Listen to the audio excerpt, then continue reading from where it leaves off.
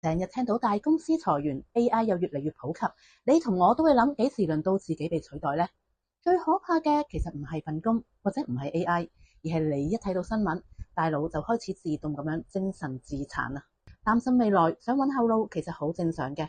問題係如果腦裏面不停咁樣反芻，假設最壞嘅情況，例如下個月就冇錢交租啊，幾時輪到我啊？啲短暫嘅擔憂，慢慢日積月累，就會變成一個習慣性嘅焦慮，將你拉入一個無止境嘅漩渦。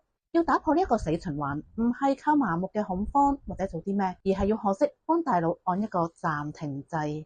靜觀有好多實用技巧，可以幫你喺最慌嘅時候拉翻自己出嚟，睇清事實嘅真相，理性咁樣去回應。想知點樣用靜觀技巧打破呢一個死循環呢？記得 like 同埋 share 我哋，或者參加6月10號嘅免費靜觀簡介會啦。